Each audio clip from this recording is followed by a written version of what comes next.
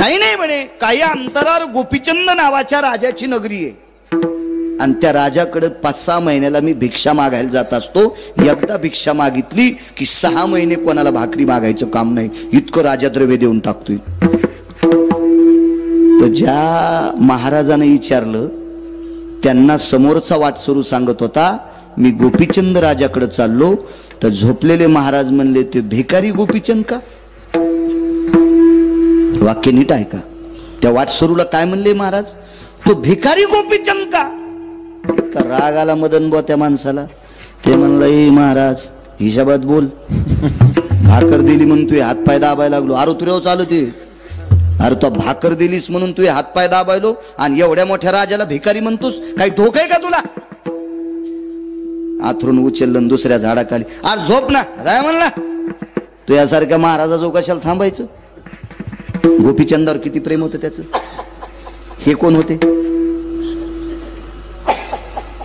गोपीचंद होते. गोपीचंद महाराजाच्या रूपात असताना पुन्हा वळकटी उचलली. म्हणला महाराज सरळ सरळ कळत्या भाषेत सांगायलो, मी जिथं झोपेल त्या झाडाखाली वळकटी तो आणायची नाही. तो इथं दगडाला कमी नाही हा राजा महाराज, मी दगड हाणीन. अरे का रे बाबा गोपीचंद राजाला भिकारी म्हणता? चांदण्याचा प्रकाश होता ताईसाहेब. चांदण्याच्या प्रकाशात Anuj Maharaj touch touch touch touch touch touch महाराजाच्या डोळ्यातून पाणी आलं.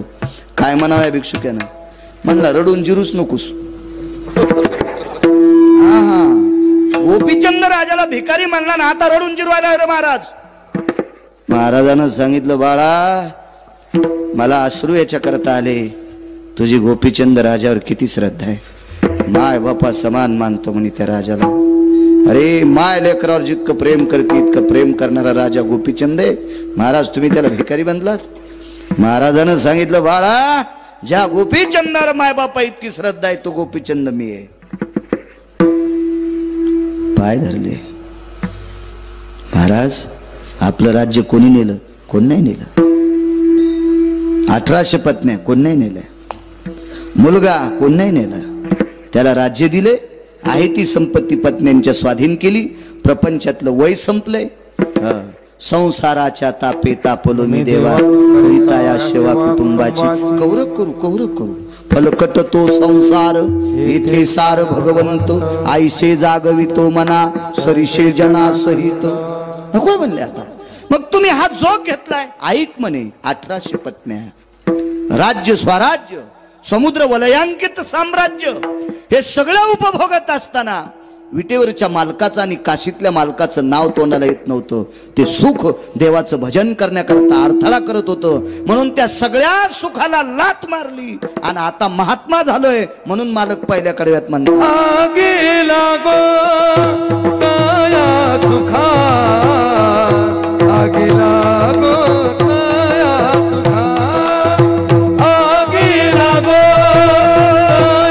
सुखा सुखा आगे लागो नया सुखा.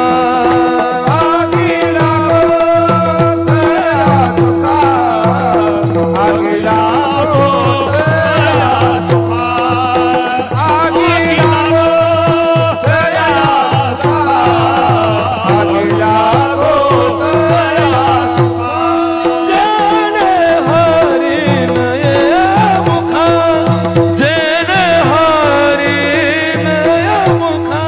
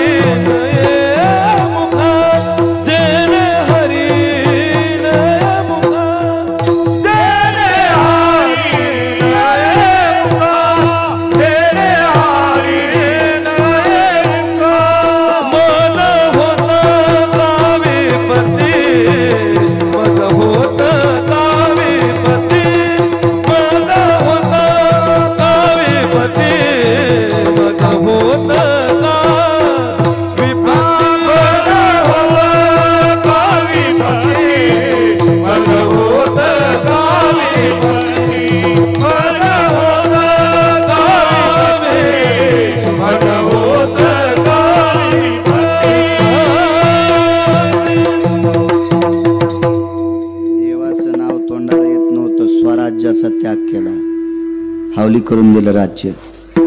या असत्तेवर आरूढ असणारी संत आहेत. एका सात्विक सदाचारी पुण्यशील पावन अनुरागी सत्वशील शीलवान चारित्र्य संपन्न एका मुलीचं लग्न झालं.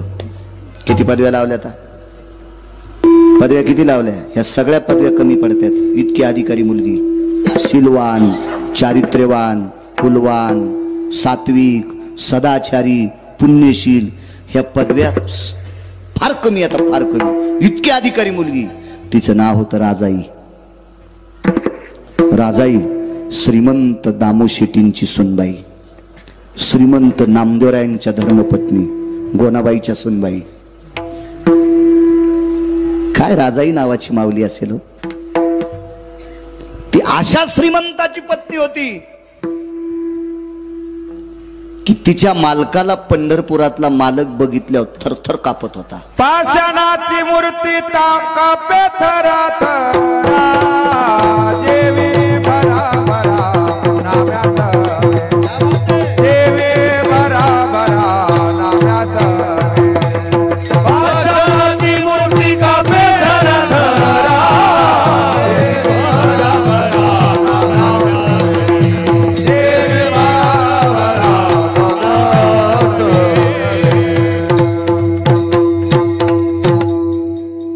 येठण घालून आऊत हाणायचा जर कटाळा असल तर येठण खालून दिल्यावर तरी आऊत हाणलं पाहिजे.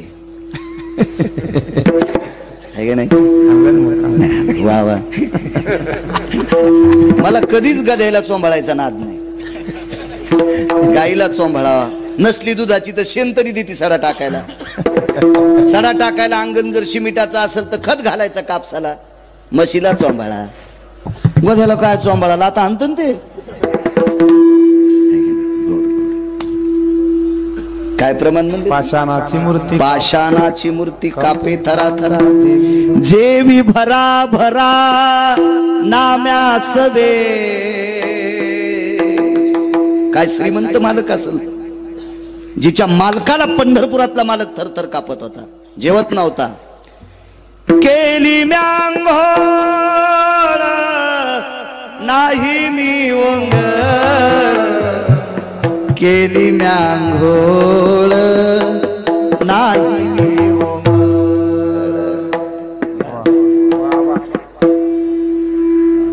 शहाण्याबाईनं घातलेलं लोणचं 2 वर्षाच्या नंतर खा. वाळलं न तर पाण्यात बुडून खा, तरी अर्धी भाकर आगाव खात माणूस. शहाणेबाई तसे शहाण का. आणि टिकल्यावालीनं घातलेलं लोणचं 4थ्या दिवशी त्याच्यावर फेदरी. हो हो, ते पाहिलं की सर्दी होती. राहू दे, त्याच्यापेक्षा नकोच. अनुज तुमचे बाबा आबा हे संप्रदायाला लाभलेले अनुज भाई रत्न होते तुमचे बाबा. महाराष्ट्राच्या मातीमध्ये अनुज राजे तुमच्या बाबांचे किती शिष्य असतील हो, काय शिष्य असतील. ही जुनी लोक, फार मोठी जुनी लोक. वा. थरथर कापायचे मालक. अहो उत्तर भारतातला साधू होता देवा, हा दगडाला दूध पाजित होता. दगडाला. उत्तर भारतातला साधू आबा, त्याचं नाव होतं कान्होगोवारी. त्याला इतका गर्व होता, म्हणजे तो पत्थर को दूध पिलाता बोले.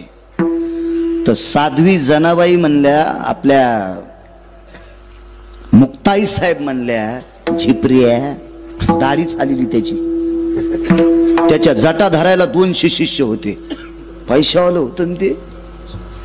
जटा धरायला 200 शिष्य आणि दाढीच आलेली म्हणल्या झिपरिया. अशा रस्त्यावरल्या दगडायला तर महाराष्ट्रातले कुत्रे बी दूध पाजतील. तू पंढरपुरातल्या उभ्या पत्राला दूध पाच, तू या खडावा सांभाळीते. आणि मग कान्होगोवारी पंढरपूरला आला. चलो रे भाई पंढरपूर जाना, केशव माधव से मिलना. चलो रे भाई पंढरपूर जाना, केशव माधव से मिलना. चलो रे भाई पंढरपूर जाना,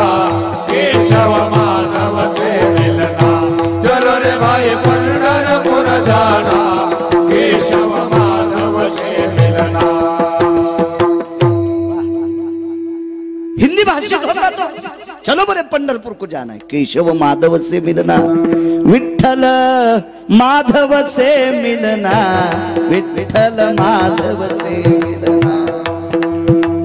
आणि मग कानोगोवारी पंढरपूरला आले आणि सोन्याची गुंडी घेऊन दूध पाजू लागला। गरुड खांबापाशी गेलं की पंढरपुरातल्या मालकांनी सांगितलं, अग्नी नारायणा हे फुगीर आहे आणि फुगीराच्या हाताने मी नाही नैवेद्य घेत। तिळ मात्र जरी होयाभिमान मेरू तो समान भार देवा। मालकांनी सांगितल्याबरोबर देवा अग्नीनं दुधात प्रवेश केला आणि इतकं दूध उकळलं की कानोगोवारीचे हातच जळाले, ला ला करू लागला। मग मुक्ताई साहेबांनी सांगितलं, नामदेवा पाजन दूध, तर दूध आणायला पैसे नव्हते। आई साहेब कानोगोवारी श्रीमंत आहे तर आपल्याकडे पैसे नाहीत। मुक्ताई साहेब म्हणल्या, नामदेवा किती दूध सांडलंय परवरात, हे भरा। तो नामदेवराय म्हणले, आई साहेब म्हणजे मुक्ताई साहेब, आई साहेब ह्या दुधाला आपले पाय लागलेत। मग राधेच्या पायाची माती पाण्यात टाकून त्याला प्याव वाटती असं कोण म्हणतंय? मुक्ताई साहेब। मग आपले पाय का घाणीतून थोडेच आलेत? राधा भक्त आहे म्हणून तिच्या पायाची माती पंढरपुरातल्या मालकानं द्वापार युगात पेली। मग आपल्या पाय दुधाला लागल्यावर आपल्या पायाचं दूध प्यायला काय हरकत आहे? भरा दूध।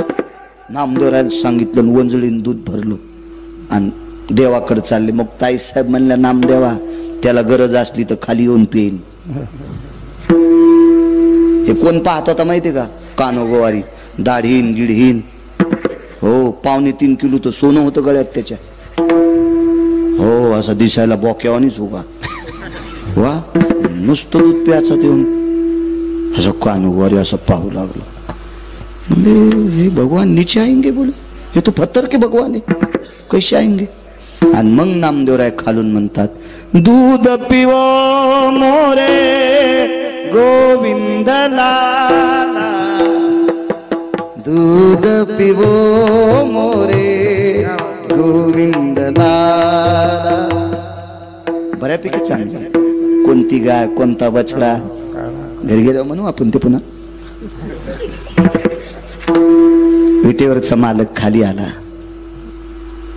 ज्या बाईच्या मालकाला जगाचा बाप भेट होता, ती बाई किती श्रीमंत असेल? त्या बाईचं नाव राजाई। ही आतली श्रीमंती आहे आणि वरची श्रीमंती सांगू का राजो? त्या बाईचा सासरा मुसलमानाचं भांडार सांभाळीत होता। बिदरचा बादशाह कोण होता? जातीनं मुस्लिम। मंगळवेढ्याला जे धान्याचं भांडार होतं का बा अनुजराजे, ते बिदरच्या बादशाचं होतं आणि हे भांडार सांभाळायला दामू शेट्टी होते। परिस्थिती फक्त पोटासाठी। एका ठिकाणी एक पुरावा आला, यांचे घर किती साधे होते। वारा पाणी मुसळधारा, तेने तेने मोडीले छपरा।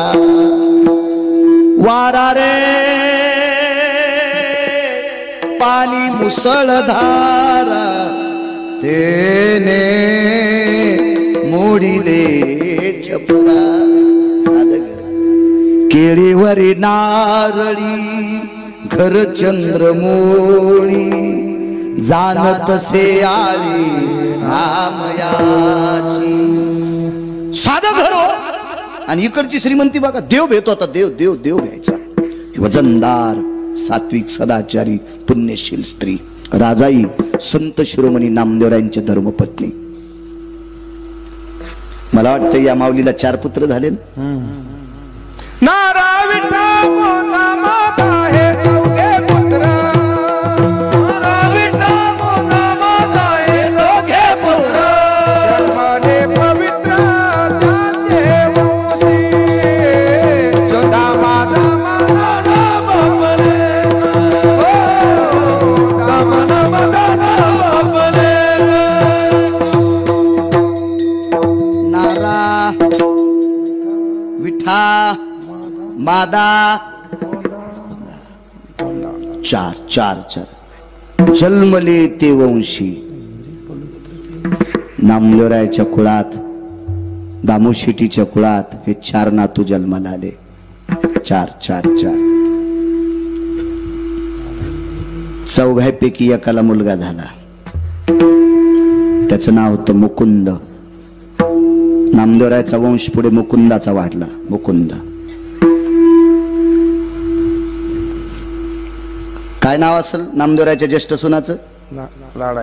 वा, लाडाईला मुकुंद झाले.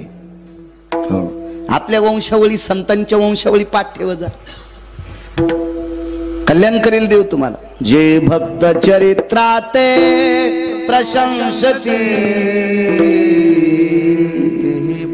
तेही प्राणा परोते मजा आवडती निवृत्ते.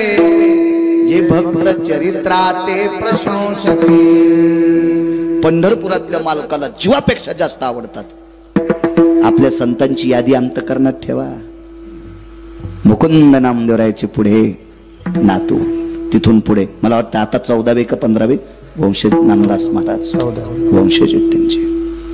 मुकुंद महाराजांपासून भारदस्त कुळ आणि त्या नामदेवरायाच्या धर्मपत्नी राजाई अत्यंत परिस्थिती साधी. ज्या घरी असलेल्या माऊलीनं लोकाच्या शेतात गौऱ्या येचून चूल पेटवावी, दास्यत्व केलं. दासीना मयाची म्हणून साधी परिस्थिती नामदेवरायाच्या घरी. आणि राजाईला दीपावलीला नेण्यासाठी तिचे भाऊ आले. माझ्या राजाई आईसाहेबांचे बंधू आले. बंधू दिवाळीला जा वाटतो. तुम्हाला एक सांगू का, नवरा कलेक्टर जरी असला तरी बाईला माहेर आवडत. आणि जिला माहेर आवडत नाही का तिला बाई म्हणायचंच नाही.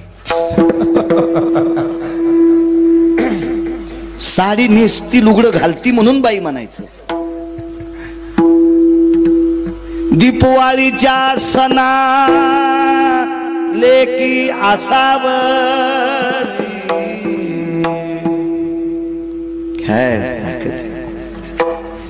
पुराणात कितीतरी पुरावे सापडतील. एक कवी लय गोड होता आबा. तो कवी एक बाई माहेरातलं वर्णन करते. घालवाऱ्या पिंगा माझ्या परसात रे, सुखी आहे कोर सांगे आईच्या कानात रे. परसात गवऱ्या लावता लावता वारं सुटलं आणि त्या वाऱ्याला ती बोलू लागली, जाय रे भाऊ, येऊ शकत नाही दिवाळीला न्यायला, पण सांग माझ्या आईच्या कानात तुझी मुलगी खुश आले. काय प्रेम, काय अवदार आहे, काय वैभव. दीपावलीसाठी ओढ लागली आणि भाऊ नेण्यासाठी आला. श्रीमंत भाऊ होता. राजाईचे वडील एका राजाकडे सरदार होते. सरदार बाबा, त्या काळातला सरदार काय असेल तो. फार दस्त घोडे बसायला, घोड्याला चांदीच्या रिकिबा, लगाम सोन्याचा, असा फार दस्त सरदार. आणि त्या सरदाराची कन्या आगी लागू तया सुका सांगतोय, आगी लागू तया सुका. उदाहरण क्रमांक 2. ए माय, भावासोबत 2 घोडे शिल्लक. एका घोड्यावर भाऊ आणि त्याच्या मागे एक घोडं पुढे एक घोडं. गुमास्ते होते 2. सरदाराचं पोरग होतं ना ते, सरदाराचं पोरग होतं.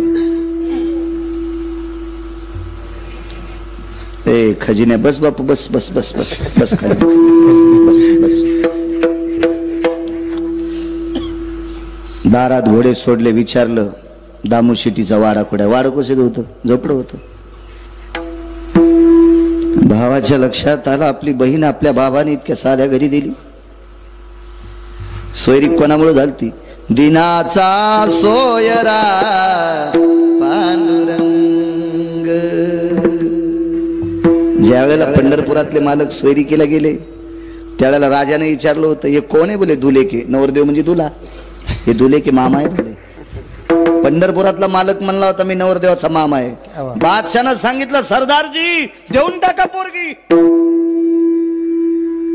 ज्याचा मामा इतका वैभवशाली, घोंगडीला हिरे होते आबा, घोंगडीला हिरे होते, अख्खा दरबार चमकत होता, असा मामा.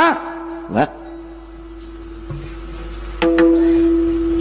मामा त मामा शेलार मामा,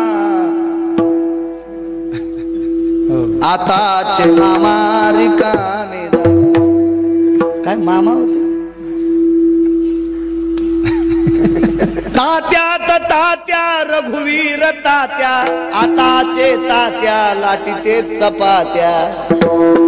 रघुवीर तात्या होऊन गेले, देख शेलार मामा होऊन गेले. काय काय काय योग होता फार जीवनात. शेकुन्या होऊन गेला ना मामा. शेकुन्या त्याचा पाहुणा एक तुमच्या गावात कोणी हो ग मै गाडी फोडायचा पुन्हा. ते पानचेट शेकुन्या त्यानं स्वतःचे मायबाप अंधार कोठडीत टाकले होते हरामखोरानं. म्हणून पंढरपुरातल्या मालकाने एका बुक्कीतच आणला, विठाला विठाला.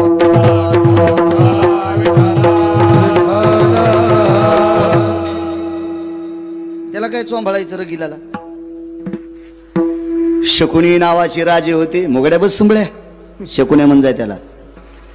कारण देवाचे आई वडील बंदी शाळेत टाकले होते, इतकंच नाही पाप केलं, स्वतःचे मायबाप. कंस हा कंस आहे. शकुन्या शकुन्याचं एक सांगू तुम्हाला, ते उगत कधी कधी मेमरी कार्ड. शकुन्यानं बहिणीच्या पोरायला पत्ते खेळायला शिकले. इतका हरामखोर होता शकुन्या. बहिणीच्या पोराला पत्ते खेळायला शिकायले. ते लुडो नावाचा खेळ. हो, या लुडोमुळेच कोरोना जास्त वाढला होता. थोत्रात थोत्र घालून खेळू लागले. ते काही काही मामा हलकट मामा होते. काही काही विचार केला, आपल्या ताईला अशा साध्या घरी दिले. चला आदर आवाज दिला, ताई. गोणाबाईने सांगितलं, राजा वजनात बोलायचं. काय सासू सुनायचं प्रेम असायचं. आताच्या सासू सुनायचं पाहिलं तर सासू म्हातारी मांजरण, सून नाही तर मी मांजर. बोच करू बोच करूच. या दोघीच्या बोचकरणीत म्हातारं मंदिरात झोपायले. पोरग रानातच उसात भाकरी खाले, मिळच नाही नो कशाला. आणि पुन्हा या हरिपाठ वाचायला कशाला वाची ती दोरके. मंजुळे कस्तुरे अंतिके कशाला आगाऊपणा करायची. आही कचे धड नाही तयाची परत्र पुसशी काही. कथनी पठणी करुणी काय राणी वाचुनी वाया जाय, राणी वाचुनी वाया जाय, राणी वाचुनी वाया जाय. कथनी पठणी करुणी काय राणी वाचुनी वाया जाय, राणी वाचुनी वाया जाय, राणी वाचुनी वाया जाय. सून शेतातून आली. राणीमान नीट नसल्यावर चट मातीत जाते. गोड पुरावे. सून शेतातून आली, थकली होती काम करून. ते म्हणले, आत्या मी भाजी करते, तुम्ही 5-6 भाकरी टाका ना. म्हातारी म्हणली, बया रानात गेली तर माझ्या दिवसाला कमवायली काय. सवालीन तर म्हणे काय मग दिवस जित्यापणीच घालती माय, मलाच भाकरी टाक म्हणायली. तर सून म्हणली, आत्या माय नका टाकू, पण काही खालीवरी नका बोलू, माय नका बोलू. मी भाकरी बी करते आणि भाजी बी करते. या डंगरीनं नीट मारावं ना. सून स्वयंपाकन भाकरी करूस तर स्वयंपाक झाल्यावर सुनानं पोराला पाठीलं, आत्याला बलेवरे. तर पोरग म्हणलं 2-3 घरी आजी गवसच ना. मग सुनाला वाटलं एकटीनं कसं जेव्हा आत्याला संग घ्यावा. तर सून सासूला बघायला गेली तर शेजारीन चपात्या करू लागली, ही येडगळ म्हातारी उंडे करून देऊ लागली. ही मागच्या जन्मातली मांजर होती, घर धोंडी. म्हणजे सुनानं भाकरी कर म्हणल्यावर म्हणली करायच्या नाही, आणि शेजारीन चपात्या करू लागली तेव्हा ही उंडी करून देऊ लागली. नाही हिच्या अंगात झोपीत भितड पडायचं का हिच्या अंगावर. हा घरा सगळं ठोकून द्यावं लागन अशी म्हातारी. सुनालय खुश झाल्यान पण नागपिंपरीतल्या सुना म्हणल्या, बाई याला दरवर्षी आली जा. मस्त मथऱ्याला बॉम्ब टाकायलाय. पण सुनायनं जराशी तरी धरा. तुळस नाही म्हणालो मी, गाय नाही म्हणालो मी. काय धरा. वा वा, हेच ऐकायचं होतं मला तुमच्याकडून. ज्या सुनाला ज्या सासून कपाळाचा मालक दिलाय, ज्या सुनाला आपल्या सासू सासऱ्यांनी कपाळाचा मालक दिलाय, त्या सासू सासऱ्याला मायबाप समजायचं. त्या सासू सासऱ्याची संपत्ती खाऊन जर सासू सासऱ्याला मायबाप समजित नसेल तर तिच्या माईला तिची भावजई राखेल टाकून फुकीन. आता सासा खुश झाल्या. ओरिजिनल डॉक्टरनं बिमारीचं निदान लावून औषध बी दिलं पाहिजे आणि पथ्य बी सांगितलं पाहिजे. या डॉक्टरला कोणी वाईट म्हणत नसते.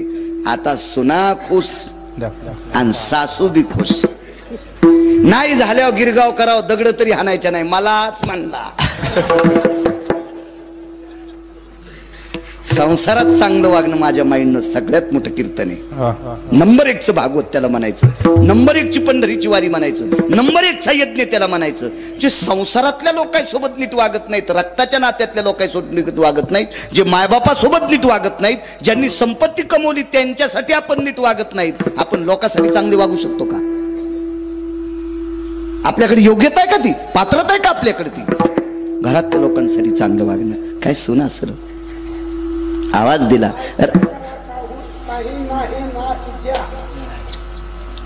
ऐसे का हो न करा काही पुढे नाही ना सुजा.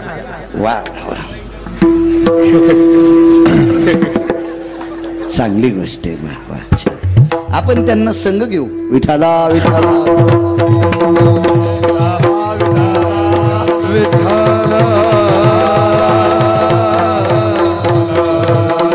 आवाज दिला. राजा राजाही नाव होतं.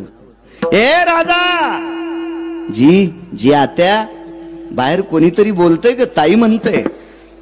पण काय आज्ञाधारी सून असेल देवा. झोपड्याच्या बाहेर आल्या आणि डोकावलं तुळशीपासून हृदय पाझरलं. सासूला सांगितलं आत्या माझा दादा आलाय, माझा भाऊ आलाय. भोनाबाई बाहेर आल्या. बाळा या या या बाळा या या. आल्याबरोबर बहिणीच्या सासूचं दर्शन घेतलं. ही परंपरा आहे आपल्याकडं, ही मर्यादा आहे, आपल्या संप्रदायाची रीत आहे. दर्शन घेतलं बहिणीच्या सासूचं. गोनाबाईने तोंडावर हात फिरला. बाळा आलात? जी आलो. काय काय ताईला नेण्यासाठी आलो, दीपावळीसाठी. आगी लागत आहे असो का सांगतो. गोनाबाईने लक्षात घेतलं आपण सासू आहोत. नामदेवराय बाजूला होते. नामदेवरायने विचार केला आपण हिचा पती आहोत, पण या घराचे मालक आपले बाबा आहेत. सूत्रधार बाबा होते आणि बाबा मंगळवेड्याचं भांडार सांभाळायला होते. निरोप केला, घरी आले. घरी आल्यावर गोनाबाईने सांगितलं अहो ऐकलत का? असं गोड बोलायचं जुन्या काळातल्या. धनी ऐकलत का? अहो मालक असं नाही म्हणल्या. विवेक ए अनिरुद्ध, अरे अनिरुद्ध सुनबाईचे भाऊ आलेत, पाठवायचं का रे तिला? जशी गुरख्याल बोलायली है का नाही. पेट्रोलच निघाली हिच्या तोंडातून, पेट्रोलच. नावानं बोलत होई नवऱ्याला. हे आपल्या खेड्यापाड्यात नाही, हे उतू आलं जरसं शहरात. हो फसफस उतू आलं, कडी उतू आल्यावानी. हो शहरात. एक बाई म्हणली महाराज थोडं दूध घेता का? म्हणलं मी बोक्या नाही बाई, थोडं नको तांभरू नको. नको बाई दूध. हो 9-10 जणांचा नाश करतं एकट्यानं दूध प्यायला. बाकीच्या याला चहा किर्लोस करीन ना चाईल प्याल्यावानीच. एकट्यानंच बोक्यानं दूध आणलं सगळं. पुन्हा म्हणतो वाटीत प्याचं का बुटात प्याचं? एडगळेस का काय रे म्हणलं तू. मोठे नाटक. घरी गेल्यावर म्हणले रे प्रवीण आपल्याकडे गिरगावकर आलेत, लवकर दूध घेऊन ये बरं. तर ते आलं हातात उंदीर धरल्यावानी ती थैली घेऊन. ते म्हणलं या थैलीतलं दूध पिणं, याच्या दुधाचा चहा पिणं, या थैलीतल्या रोगर पिऊन मेलेलं बरं. हे काय करायचे? मी नंतर म्हणलं ताई हे प्रवीण कोण आहेत? माझे मिस्टर आहेत. मी म्हणलं नको बाई चहा नको दूध. तुला जर नावानं बोलायले तर मला तर गॅसच्या पाईपनं हानीने हो प्रवीण. नको बाई येतो मी. आणि जरी तो मला नाही हाणलंस तर तू नवऱ्याला नावानं बोलतीस आणि तुझ्या हातचा चहा प्यायला मी गाडी पुला खाली जाईन. मी एकदा वाचलो बाई, नको मला तुझ्या हातचं नको, मी दगड खाईन पण तू नको चहा दूध. अशा काही काय भेटत नंबरी. चला ज्ञानोबाराय तुकोबारायच्या राज्यातली लोक आहेत आपण. सासऱ्याने सुनाला आवाजाऊ बोलण्याची पद्धत छत्रपतीपासून चालत आली. सुनबाई वजनदार शब्द. हो सुनबाई तिकून आवाज आला पाहिजे, जी मामांजी. हे बी आवाज बोल ना. ए काय त्याच्यामुळं मशीन लावा लागायला कानायला.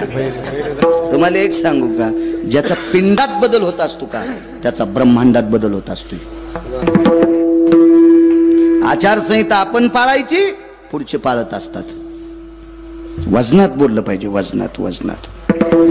लक्ष्मी बायकोला म्हणलं पाहिजे, हे सावित्री, हे दुर्गा, हे वत्सला. हेच म्हातारे अरे आज तू का मशी हा करायला, कशे पुढे हा करायला नाव दिलंय देवानं तिला. मग हे असं म्हणतात, मग त्या बी काय म्हणतात, बाळे आहे का काय रे, म्हातारं मंदिराकडे गेलंय, स्वयंपाक झालाय, त्याला म्हण गिळायला ई. आपण जे पेरतो का ते उगत असते, आपण जे पेरू का ते उगत असते. आपली जागा नाही सोडायची देवा, जागा सोडली की त्या जागेवर दुसरं बसत असते. म्हणून एसटीत मधात जायच्या आधी खिडकीतून रुमाल टाकीत होते, आणि ज्या सीटावर रुमाल पडला कोणाची मायविली त्या सीटवर बसायची. पण एक जणानं खिडकीतून रुमाल टाकला, सगळे सीट बेतले, त्या सीटवर कोणी बसलत नाही, आणि मधात गेल्यावर रुमाल काढून घाम पुसू लागलं तर दुसरं बसलं. अरे घाम पुसरे सोमळ्या, पण सीटावर बसल्यावर पुस ना, गेलं सीट तर. आपलं वजनदारपण बायकोला बोलण्याचं संपलंय, म्हणून त्या एकेरी म्हणतात, बाळा ए विवेक, सीट नाही सोडायला पाहिजे. आबा सीट घेऊन जाते कोणी बी, जागा नाही सोडायची आपली. चला राजाई जी, कोण आलंय, दादा आले, बसायला टाकलं. कर्मनुगती राजाईचे भाऊ आले, त्या दिवशी चुलच पेटली नव्हती, काहीच नव्हतं घरी, काहीच नव्हतं.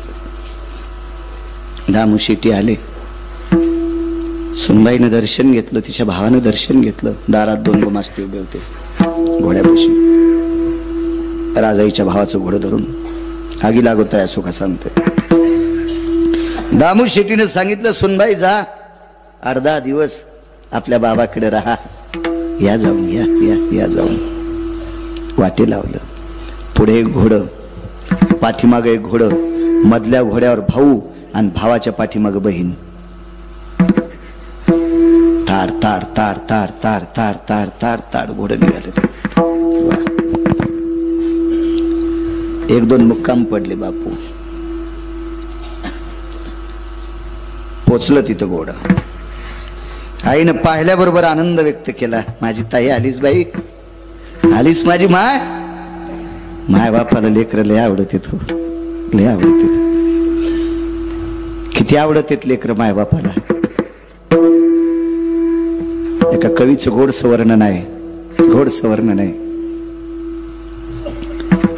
एका बाईला एक देव भेटला, देव भेटला, आणि देवानं सांगितलं, बाई तुला काय पाहिजे ते माग, तू मागशील ते देतो.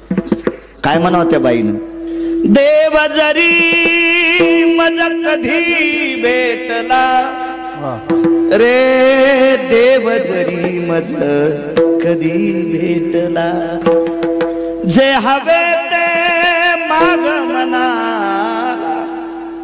जे हवे ते माग मनाला. देव जरी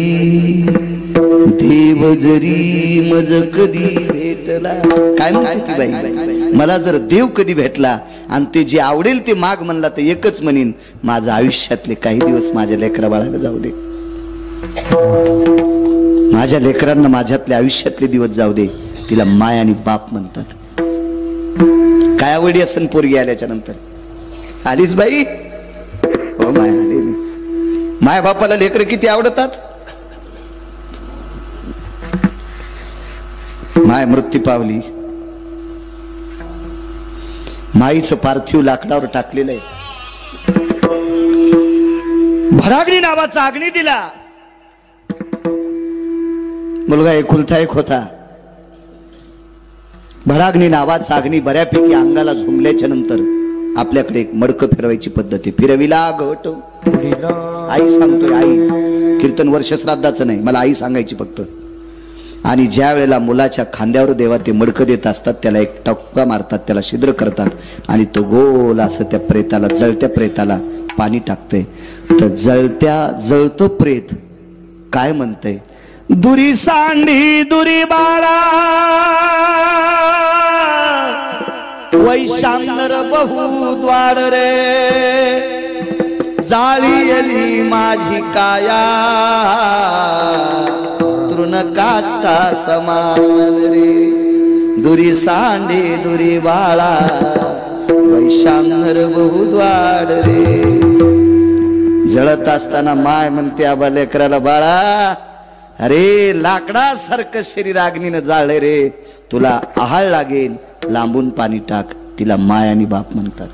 देह विसरे आपुला जवळ घेताशी न गेला, जवळ घेताशी न गेला,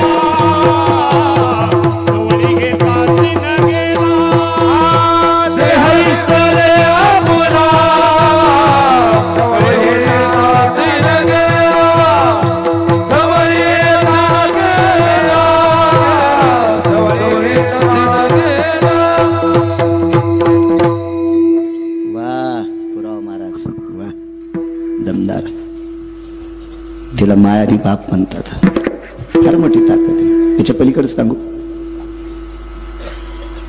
एका बाईला 2 मुली होत्या, जुळ्या झाल्या. एकाच मंडपात लग्न, आबा अनुजराजे एकाच मंडपात लग्न. आणि एका मंडपात लग्न झाल्यामुळे, एकाच तिथीला लग्न झाल्यामुळे प्रपंचातलं एक सुख त्या संसारूपी वेलीला सुंदरशी फुलं लागले. आणि दोघीला एक एक मुलगा, महिन्या 15 दिवसाच्या 2 महिन्याच्या फरकानं दोघीला एक एक मुलगा झाला. आणि त्याच्यातली एक जात राहिली, एक जात राहिली. आईचं पार्थिव भिंतीला फलंगावर टेकवलेले, सुवाशीन गेलती. याच्याकरता भावकीच्या गावातल्या सोयरे धायरे सगळ्या मंडळी महिला जमून तिला हळीत कुंकू लावत होत्या. सौभाग्यवती स्त्रीचा अधिकार फार मोठा असतो. जिका भाग्याची आहे हो, आणि तिचा पती तिचा देव. पण चिमुकलं बाळ देवा रडत होतं. बऱ्यापैकी लोकांनी गाडीवर फिरवलं, पैसे दिले, बिस्किट दिले, खेळणं दिलं, पण थांबत नव्हतं. तितक्यात त्याची मावशी आली. जुळी होती. त्याची आई आणि मावशी सारख्याच दिसत होत्या, फक्त याच्या आईच्या खांद्यावर जाब होता आणि तिच्या नव्हता. एक लहान आणि मोठी, बाकी अशा ओळखू येत नव्हत्या. आईला आईसारखी मावशी दिसती. गावातले 4-2 लोक म्हणले, अरे याची आई जरी मृत्यू पावली तर याच्या मावशीला सुद्धा तान्ह लेकरू आहे. हे पोरग जर शांत करायचं असेल तर मावशीचं पोरग तिच्या मालकाजवळ द्या आणि याला शांत करण्यासाठी मावशीला मनस्तानाला लाव. मावशी माईसारखी दिसत होती आबा. ही तुम्हा आम्हाला ओळखू येत नव्हती, याची माय आणि याची मावशी सारख्या. पण अज्ञानी चिमुकल्या लेकराला मावशीतला माईतला फरक कळत होता. त्यानं मावशीच्या स्तनाला तोंड नाही लावलं, नाही लावलं, रडू टाकलं. गावात एक जुनाट स्त्री होती, जुनाट. तिनं सांगितलं, या रडत्या लेकराला जर थांबवायचं असेल तर माझा ऐका. काय करायचं बाई, मेलेली का होत नाही पण याची मायाला दाखवा. आणि घरात बसवलेली पार्थिव मृत शरीर सोहळ्याबरोबर रांगत रांगत गेलं आणि मेलेल्या माईच्या मांडीवर पडून तिच्या चेहऱ्याकडे बघितलं आणि झोप लागली. मेलेल्या माईच्या चेहऱ्यातून जे वात्सल्य भेटतंय का, ते जिवंत कोणाकडून भेटत नाही. याचं नाव माय आहे, याचं नाव बाप आहे. पाहल्याबरोबर आलीच बाई. हो, वर्ष झालं बाई तुझी भेट नव्हती. कडकडाटून तोंडावून हात फिरीला. भाकरीचा तुकडा डोक्यावरून ओवाळला, घरावर फेकून दिला. ही पद्धत होती मराठवाड्याची.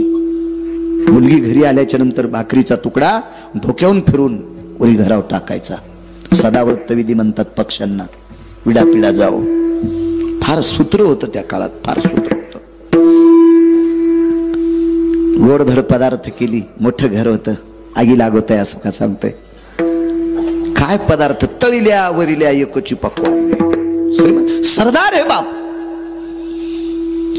बापानं कामगिरी चांगली केल्यामुळे त्या राजानं, राजा मुसलमान होता पण चांगल्या माणसाची कदर करणारा राजा होता. हे सरदार शिंप्याच्या कुळातले होते, पण बादशाला त्या सरदाराची कीर्त आवडली, कामगिरी आवडली, म्हणून 5-6 क्विंटल सोन्याचा पलंग गिफ्ट द्यालता, भेट द्यालता, सप्रेम भेट द्यालता. आणि राजाईच्या वडिलांनी विचार केला, अविरत आपण भगवंताची सेवा करतो, या प्रांताची सेवा करतो, राजा आपल्यावर प्रसन्न झाला, याच्याकरता सुवर्णाचा रत्नजडीत आपल्याला पलंग दिलाय, हा पलंग आपण आपल्या मुलीला देऊन टाकू. जशाल तसा पलंग ठेवला. आणि दिवाळीला मुलगी आल्यावर जेवायला बसले, लाडू टाकत होते. वडिलांनी स्वतःच्या ताटातला लाडू टाकला, आईने स्वतःच्या पात्रातला थोडासा लाडू टाकला. वडिलांनी, आई पुरे ग, बाबा पुरे. बाई खाणं, बाई खाणं ग, तू दिवाळीला आलीस, काय प्रेम उचंबळला असं मायबापाचं. जेवण आटपलं आणि पत्नीला सांगितलं, लक्ष्मी आपली बाई राजाई त्या पलंगावर आराम करेल. रत्नजोडीत महाल होता. राजाईला त्या पलंगावर झोपण्यासाठी सांगितलं. उशाला पाण्याचा पेला, तांब्या ठेवला, फुलपात्र ठेवलं. मध्यरात्री राजाई उठली आणि जमिनीवर भिंतीला टेकून झोपली. 1 नाही, 2 नाही, 3 नाही, 4-5 दिवस असं घडलं. पत्नीनं मालकाला सांगितलं, धनी रोज तुम्ही मुलीला या पलंगावर झोपवता आणि मध्यरात्री ती उठून आपल्याला झोप लागली की ती जमिनीवर झोपते. मी तिला फार काही विचारलं पण ती काही बोलत नाही. ती म्हणते, मला झोपीत जेवण लक्षात नाही, मला काही कळालं नाही, मी झोपीतून कधी खाली उतरायचे, मला कधी लक्षात यायचं नाही. हे राजाई साप खोटं बोलत होत्या. त्याचं कारण आहे का पुढे, आगी लागोत आहे असो का सांगतो. तर राजाईच्या सोबत आणायला जो गेलेला भाऊ होता, म्हणजे ह्या सरदाराचा मुलगा होता, त्याने विचारलं, का रे बाळा, आपल्या ताईची परिस्थिती कस काय, तिचं घर कस काय. तर त्यानं सांगितलं होतं, बाबा आपल्या ताईची फार मोठी श्रीमंती आहे, फार मोठी श्रीमंती. मुक्काम पडल्याच्या नंतर राजाईनं भावाला सांगितलं होतं, दादा माझ्या घरची परिस्थिती जर तू आईला बाबाला सांगशील तर त्यांना दिवाळीचा सण एखाद्या सुतकी प्रसंगासारखा वाटेल. रक्ताच्या नात्यातले व्यक्ती मेल्यावर जसा दुःखवटा असतो, माझ्या घरची परिस्थिती ऐकल्याच्या नंतर आईला आणि बाबाला दिवाळी खा वाटणार नाही रे. दादा तुला बहिणीची शपथ आहे, तुला राजाईची शपथ आहे, माझी गरीबी आई बाबाला सांगू नकोस. सोबतच्या गुमास्त्याला सांगितलं, एक लक्षात ठेवा, माझे बाबा जर तुमच्या निष्ठेनं प्रेम करत असतील तर माझ्या बाबांचा आईचा आदर करा, बहीण म्हणून माझी विनंती आहे. जी जी आई ताईसाहेब जी. मुलाला लाख प्रश्न केला राधाताई, पण मुलानं सांगितलं नाही आपल्या बहिणीची गरिबी. तिनं सांगितलं होतं, माझी गरिबी जर आईला आणि बाबाला सांगशील तर बहीण मेलेला निरोप ऐकशील. असा घाणेरडा निरोप नकोय आपल्याला, म्हणून आईला आणि बाबाला सांगितलं नाही. एके दिवशी सरदाराने एका महालात आपल्या मुलासोबत पंढरपूरला आलेल्या दोन्ही गुमास्त्यांना आतमध्ये घेतलं, आतून दार लावलं आणि दोघांना विचारलं, का रे, मी जितकं प्रेम माझ्या मुलीवर केलंय, जितकं प्रेम माझ्या मुलावर केलंय, असा एक दिवस नाही रे, एक दिवस नाही मी तुम्हाला जेवलं का विचारलं नाही. अरे स्वारीवर जायचं असेल तर माझ्या सोबत घेतलेली शिदोरी बी आधी तुम्हाला खाऊ घालतो रे. आणि असं जर तुमच्यावर प्रेम केलं असेल तर निष्ठावंत मालकाची शपथ आहे, माझ्या मुलीची परिस्थिती कशी आहे सांगा. दोघांच्या डोळ्याला पाणी आलं. सांगितलं, मालक ताईसाहेबांनी शपथ घातली याच्याकरता, मालकाला शपथ घातली याच्याकरता त्यांनी सांगितलं नाही, आणि आम्हाला जबाबदार ठरले याच्याकरता सांगितलं आम्ही नाही. पण तुम्ही आज शपथ घालता, आम्हाला मायबापासारखे तुम्ही मालक आहेत, तुमची शपथ मातीत जाऊ देत नाहीत. ताईची अत्यंत गरिबी आहे, आम्हाला पाण्याशिवाय काही प्यायला भेटलं नाही, फक्त पाणी पिऊन आलोत, ताईच्या घरी आम्हाला खायला भेटलंच नाही. ठीक आहे जाणे बोल. ती रात्र जेवण झालं, मुलीला सोन्याच्या पलंगावर बसलं ताईसाहेब, आणि बाप देवा खाली बसलाय. आणि बापाने सांगितलं, बाई तुझ्या घरी गोदड आथरायलाय, गोदड पांघरायलाय. जेवायची परिस्थिती काय? बाबा तुम्हाला कोण सांगितलं? कोणी सांगितलं नाही बाई. गुमास्त्याला शपथ घातल्याच्या करता त्यांनी सांगितलंय, तुझ्या भावानं नाही सांगितलं. मग एवढी तुझ्या सासरी बिकट परिस्थिती असताना माहेरात तू सोन्याच्या पलंगावर का झोपत नाहीस? उत्तर काय देवा? बाबा बाबा माझ्या सासरी 14 लोकांचं कुटुंब आहे. 14 लोकांचं. माझ्या सासरी दर 3 दिवसाला पोटभर कन्या प्यायला भेटतात. रोज नाही बरं, रोज फक्त 3-3 पळ्या कन्या आणि दर 3ऱ्या दिवसाला गुंडी गुंडी कन्या. पण रोज पोटभर खाला आमच्या सासरी भेटत नाही. मग का ग राजाई? ज्या सासरामध्ये, ज्या नवऱ्याकडे, ज्या सासऱ्याकडे, ज्या सासूकडे, ज्या घरात तुला रोज पोटभर खाला भेटत नाही, तिथे तू आनंदाने झोपते.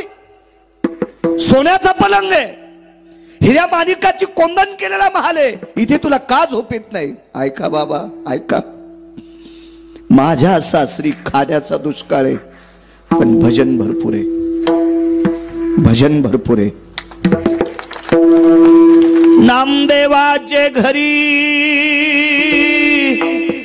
14 जणे स्मरती हरी.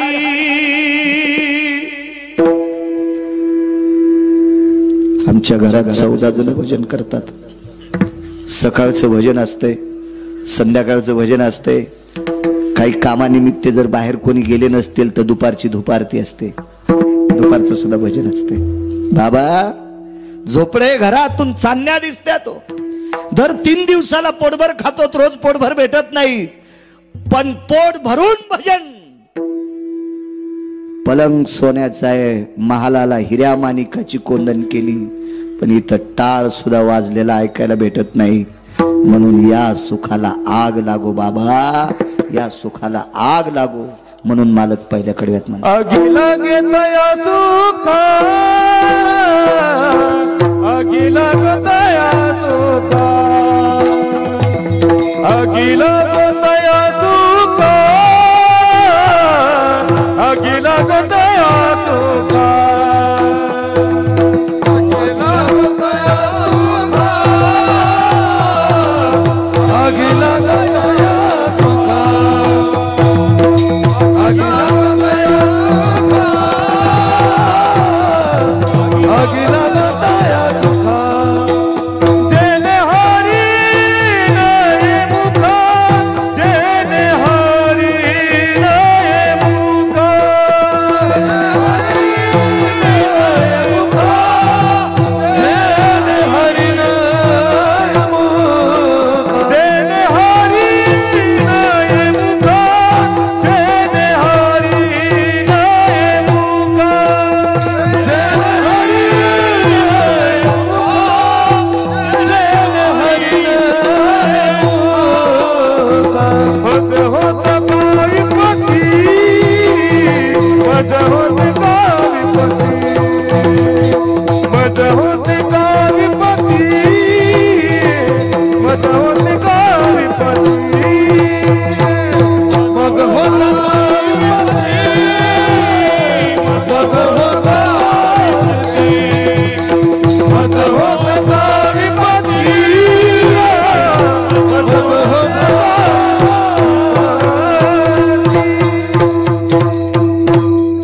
नाही झोपली सोन्याच्या पलंगावर का? तिथं भजन तर नाही, पण नुसता टाळाचा आवाज ऐकायला भेटला नाही. म्हणून त्या महालातल्या सुखाला आग लागू म्हणली आग.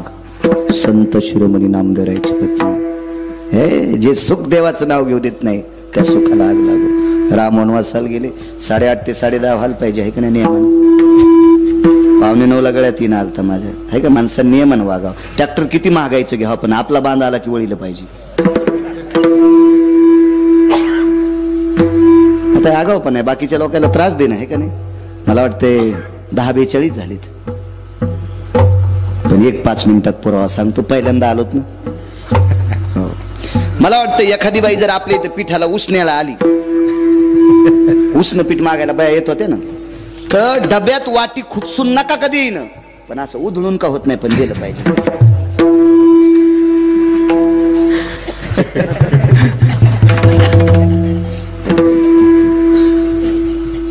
मी काय बाई नाही, पण खेड्यातला जन्म आहे माझा, त्याच्यामुळे मला माहिती नाही. उधळून दिलं पाहिजे असं. मापात पाप करू नये माणसानं. किती लांबून लोक आले तो बापू आज, किती लांब. म्हणूनच करा, म्हणूनच यायचं बी आबा परिसरावर प्रेम, काय गो पळी झळकतीनं आपलं तुपलं ओळखीत यायचा भाग आहे ना. हे असं असतं बघा कोणाचं. विडाला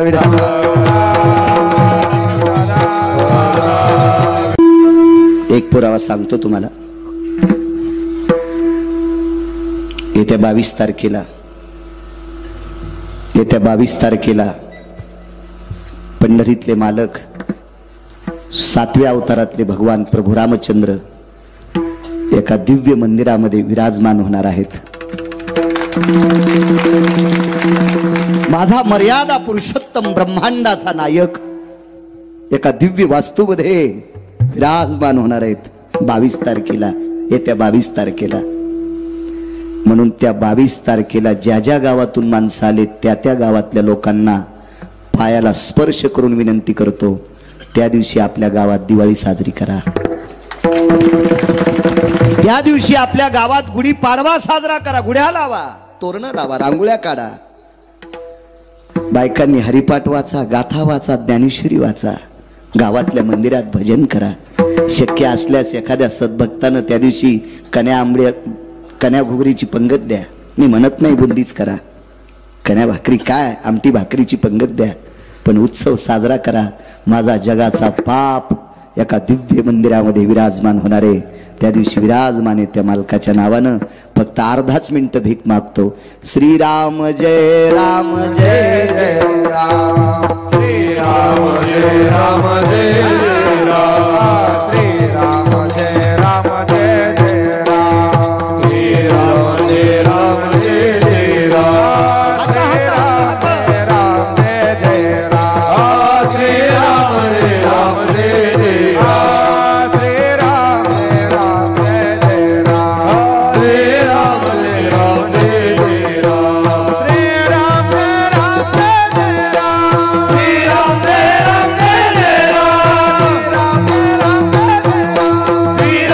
राम जय जय राम, श्रीराम जय राम जय जय राम, प्रभु रामचंद्र सियावर रामचंद्र की जय, बजरंग बली की जय, भारत माता की जय, वंदे वंदे वंदे.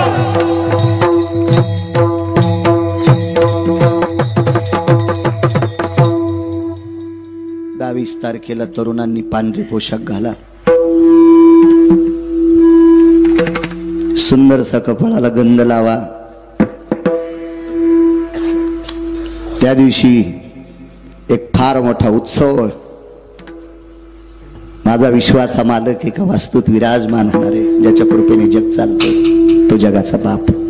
तो आनंद व्यतीत करा, जल्लोष करा, आनंद करा. चला, प्रभू रामचंद्र वनवासाला गेले. आगी लागू या सुखा सांगतो शेवटचा पुरावा. बापू ऐकतोय तुमचं. एका रत्नाचं लेकरू वाजवायला आहे. एका मृदंग क्षेत्रातल्या रत्नाचं लेकरू आहे आणि एक विराजमान रत्न आहे.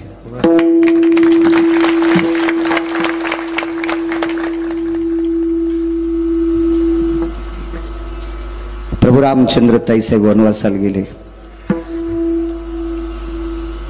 वनवास लखनलालजीला नव्हता, पण ज्येष्ठ भाऊ बिना चप्पलचा वनवासाला जातोय. लक्ष्मणजीने विचार केला, घरी नकोय आपल्याला, नकोय आपल्याला. काय त्याग आहे जीवनातला? सामान्य त्याग असेल.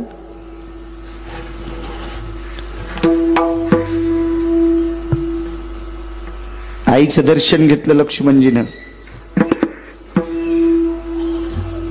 डोंगरोजी गुरुजी सांगायचे, बापू रामचंद्रजी महाराज डोंगरे गुरुजी सांगायचे, लक्ष्मणजीनं आईचं दर्शन घेतलं ना आईला सांगितलं, देवा माय मी रामचंद्रांची सेवा करण्याकरता चाललो. तर आईनं लक्ष्मणजीला सांगितलं, लखन रामचंद्रांची सेवा करत असताना स्वप्नात पण पाप नाही आलं पाहिजे. काय माय असेल होती हे लखन, स्वप्नात पाप नाही आलं पाहिजे, स्वप्नात. लखनलालजीने विचारलं, आई स्वप्न कधी पडतंय ग? झोपल्यावर. मग झोप कशाने येते ग? जेवल्यावर. 14 वर्ष जेवणारच नाही, 14 वर्ष जेवणारच नाही, मग झोप येईल का? आबा सामान्य त्याग असेल काय? 14 वर्षावरी केले उपोषण दानता प्रत्यक्ष अपनाते, दानता प्रत्यक्ष अपनाते. 14 वर्षावरी केले उपोषण दानता मनावरती, दानता मनावरती.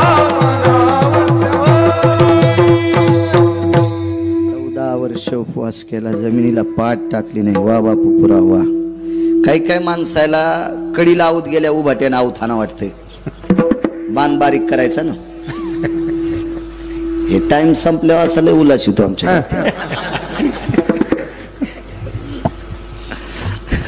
तसे ते मधी बी बदाड पडू देत नाहीत. मधी उभाट्याच आवत असते, त्याची कवा शेल्यावूनच माती असते. जीनच्या पॅन्टीवाल्याला काय कळत नाही, उगा हसू नका. शेला काय कळतो तुम्हाला? चांगले हसायले. जुन्या माणसाला कळत असतो शेला, तुम्हाला कसं कळत शेळा शेला? हे काही काही पुर बहिऱ्या माणसावानी दोनदा हसत आहेत. ज्याला ऐकू येत नाही ते पुढचं हसल्यावर एकदा हसत आहे, आणि कशामुळे हसलंय कळाल्यावर एकदा हसत आहे. कसा कळून यायला शेला? कळून घे जरा राजू, ज्याला संसारात शिखर गाठायचं का, दुःखाचं शिखर ओलांडून पलीकडे सुखाच्या शिखरावर जायचं का, त्याने रानात काम करणाऱ्या बापाचा घाम पहा. त्यानं कमवलेली संपत्ती हिशोबात खर्चित आण. ज्यानं माय बापाच्या अंगाला आलेला घाम पाहिला नाही, त्या पोट्याला कळतच नाही ते खताच्या ढिगलावरलं झाड असते. साखरेच्या पोत्यातल्या मुंगळ्याला अक्कल असते का किती साखर खावा आणि किती बाऱ्या संडासला जावा? अरे बापानं कमवलेली संपत्ती टिकवायची असेल राजे हो, तरुणांना सांगतोय, तर त्याच्या कपाळाचा घाम एके दिवशी रानात जाऊन पहा. त्यानं कमवलेला रुपया तुम्हाला गाडीच्या चाकासारखा वाटेल. तुम्ही हिशोबात पैसे खर्चिताल आणि पप्याची माय आनंदात जगिताल. बापाचा घाम जे पोट्ट पाहत नाही का, ते पैसे इतके उधळीते आणि उडाल्यावर मग दगड याचायला जाते. कणिक तळाला गेली मंजुरीची हवाली, आणि आधी तर पार तुपाना आंघोळ कुरलाला सुंबळ्या तू. कवडीची अक्कल नाही, रातच्या 12 वाजता वाढदिवस साजरा करतो कोंबडीचे अंडे फोडून. भिकार चोट कुठला? तुला अकलीचा कांदा आहे का? माय बाबाच्या जोर उड्या हंतून ना आलाय का? लोकांचा घाम बघितला पाहिजे. मालकाने आबा गड्याचा घाम बघावा. ज्याला गरीबाची तळमळ कळते त्याची संपत्ती टिकत असती. हो, ज्याला गरीबाच्या घामाची जाण नाही का, त्याला कोण्या दिवशी पंढरपुरातला मालक गुंठ्यावर आणून सांगता येत नाही. हो, गरीबाची जाण ठेवली पाहिजे, कष्टकऱ्याची जाण ठेवली पाहिजे. तरुणांनो, राग येईल तुम्हाला माझ्या बोलण्याचा. काय करताल? दुसऱ्या बार आणायचा नाहीत ना, का आणू तुम्हाला 30 गाव पट्ट्याल 36 गाव पाईप माहिती पैशाचा पाईप. पंढरपुरातल्या मालकानं भरभरून दिले मला. वस्त शेती करतोय मी. लोकायला खुश वाटलं. एक जण म्हणला, महाराज असं कीर्तन झकास करा. म्हणलं तेव्हा बायकोची साडी नेसून नाचतो. कीर्तन हा झकास विषय असतो रे सुंबळ्या. तुला अकलीचा कांदा आहे का? अरे कीर्तन हा बोधावर आरूढ असणारा विषय. कीर्तन चांग होयांग. इथं बसलेल्या एका सुनानं आजचं कीर्तन ऐकून आदरानं जर सासू सासऱ्याला पाणी दिलं तर त्याचं पुण्य मला लागेल. आणि त्या पुण्याच्या बळावर तिची लेकरं तिला म्हातारपणी सांभाळतील. म्हणून कीर्तनकारांनी राग येऊ द्या, पण चांगलं बोलत जावं. असो, नाही झोपले मालक. देवा त्याग होता लक्ष्मणजीचा. लखनलालजी वनवासाला सोबत गेले. बायकोचा त्याग सांगू का? आबा 14 वर्षात किती दिवाळ्या आल्या, एकाही दिवाळीला बाई माहेराला नाही गेली. तिचं नाव होतं उर्मिला.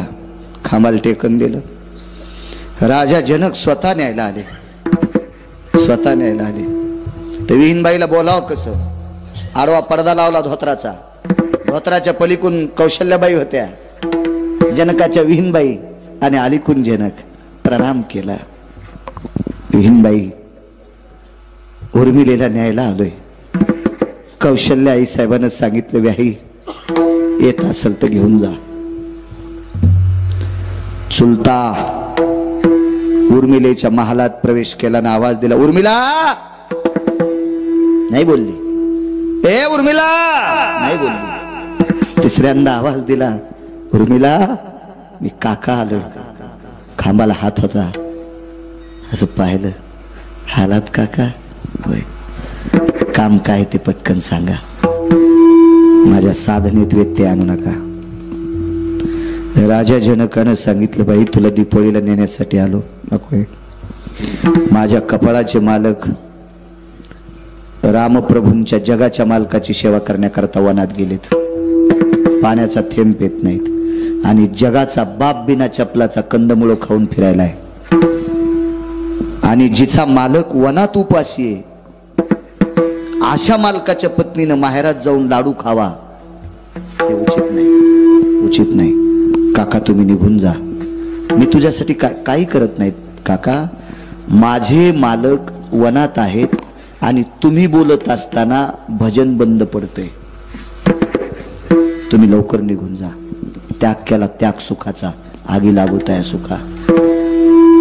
नाही गेल्या माहेरात, नाही लाडू खाल्ली, नुसती खांबाला टेकून देऊन पती वनवासात. ऐका पुढचा प्रकार. नंदीग्रामाच्या ठिकाणी एक सर्पीन आपल्या पिलांना घेऊन जात होती. भूक लागली तिला. त्या पिलांना काही खाद्य भेटलं नाही. भरत हे नंदीग्रामाच्या ठिकाणी भजन करत होते. राजपुत्र होते. काय शरीर असेल भरतांचं, काय वैभव असेल, काय रूप असेल भरताचं, काय तारुण्य असेल त्या भरताचं. लालबुंद शरीर होतं भरताचं, लालबुंद. राजमुद्रा होती. वाऱ्याच्या फडतकारीने मांडीवरचं वस्त्र थोडस पाठीमागं सरकलं आणि भरताची लालबुंद मांडी दिसत होती. राजपुत्र होता बा तो, राजपुत्र. आणि ती लालबुंद मांडी पाहिल्याच्या नंतर सर्पिणीच्या पिलांनी सांगितलं, आई एक एक घास खायचा ग याचा, मारायचा का गलच का? सर्पिणीनं सांगितलं, पाप्यांनो, कुण्या जन्मात पाप केलं याच्या करता जन्म सर्पाचा भेटलाय.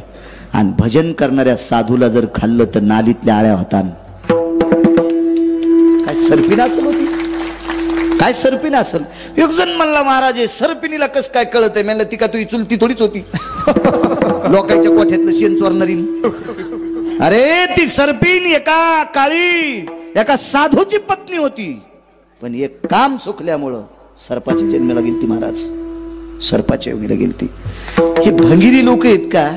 यायला आपल्या संप्रदायावर विश्वास नाही. नाल ऐकायला रे किती श्रीमंत संप्रदाय.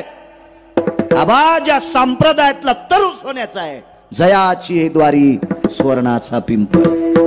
काय फार दस्त वजनदार संप्रदाय. ही चार वाक हरामखोर आपल्याच जन्माला येतात आणि आपली वाभाडे काढतात. आपल्या संस्कृतीवर ज्यांचा विश्वास नाही ती भ्रष्ट नालायक आपल्या संस्कृतीत राहण्याच्या लायकीची नाहीत. आपलं जतन केलं पाहिजे. आपल्यावर विश्वास ठेवला पाहिजे. आपल्या साधू लोकांवर विश्वास ठेवला पाहिजे. आपल्या महात्म्यावर विश्वास ठेवला. संत म्हणून उपवास येते, त्याचे पूर्वज नरकात जाते. पैठणच्या मालकांचं वाक्य, संत म्हणून उपवास येते, जाणून बुजून त्याचे पूर्वज नरका जाते. त्याचे पूर्वज नरकाला जात असतात. नाही चेष्टा करायची आपल्या धर्माची. काय योग्यता, काय पात्रता आहे का आपली? आपली लायकी आहे का? आपल्या धर्मासाठी योगदान काय? काय हिंमत आहे आपली धर्माचे वाभाडे काढण्यासाठी? बघा बाकीच्या धर्माची लोक. अहो मुस्लिम समाजाचा बांधव तुम्ही पहा त्या बिचाऱ्यांचं वागणं. मुस्लिम समाजाचा बांधव अहो भंगार विकत घ्यायचा जरी धंदा करीत असेल, पाव विकायचा धंदा, आईस कांड्या कारिगारी विकायचा धंदा असेल आबा, पण मस्जिदीत गेल्यावर गोल रंगाची टोपी घालून जाणार. काय त्याची धर्मावर पकड आहे? काय त्याची निष्ठा आहे त्या बिचाऱ्याची? तशी आपली निष्ठा आपल्या धर्मावर असावा. लावा उद्या 22 तारखेला जे गंध लावित नाहीत त्यांनी त्यांच्या कपाळावर जरा बगळा हागू द्या. हो, माझ्या अयोध्येतल्या मालकाला कळाव तू हिंदू आहेस काय इचुडस तू का कपाळाला गंध लावल्या. आपण ज्या धर्मात आलो त्या धर्माचं अनुकरण करत जा. पंढरपुरातला मालक तुम्हाला मोठं करील.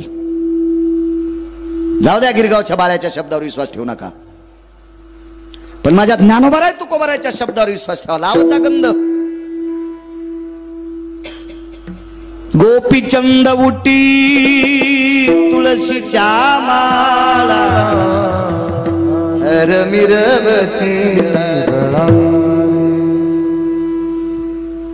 तो गोपीचंद लावतोय, तो उटी लावतोय.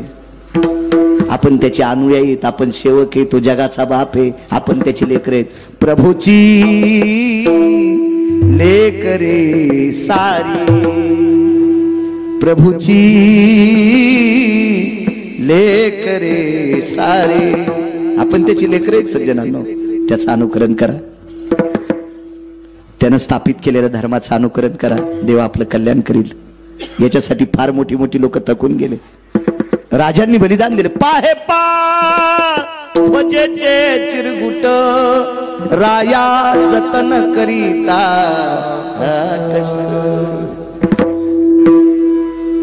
काय बलिदान आहे लोकांचं या धर्मासाठी. आपलं अनुकरण करा. चला.